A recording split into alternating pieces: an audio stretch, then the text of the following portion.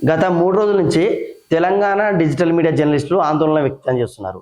విషయం ఏంటంటే ఆంధ్ర పోలీసులు వచ్చి కేవీఆర్ సీనియర్ జర్నలిస్ట్ ఎవరైతే ఉన్నారో కె వెంకటరామరెడ్డి గారిని అరెస్ట్ చేయడం, కర్నూలు తీసుకెళ్లడం, అక్కడ థర్డ్ డిగ్రీ పెట్టడం, ఇదంతా ఈ సమస్య మొత్తం గురించి కూడా తెలంగాణ జర్నలిస్టులు ఆందోళన వ్యక్తం చేస్తూ ప్రెస్ మీట్ కూడా పెట్టడం జరిగింది. అసలు స్టోరీ ఏంటంటే కేవీ రెడ్డి అనే వ్యక్తి గతంలో V6 ఛానల్ లాంటి పెద్ద పెద్ద ఛానల్లో పనిచేస్తూ తర్వాత తన ఓన్ కంటెంట్ క్రియేట్ చేసుకుంటూ వీడియో చేస్తూ ఉంటాడు. ఎక్కువగా ఏపీ పాలిటిక్స్ విశ్లేషణ చేస్తుంటాడు. తెలంగాణ జర్నలిస్ట్ అయినప్పటికీ ఆయన చేసిన వీడియో ఏంటంటే గతంలో ప్రస్తుత మంత్రి నారా లోకేష్ గారు రెడ్ బుక్ రాజ్యాంగం వస్తుంది ఏపీలో అని చెప్పిండు.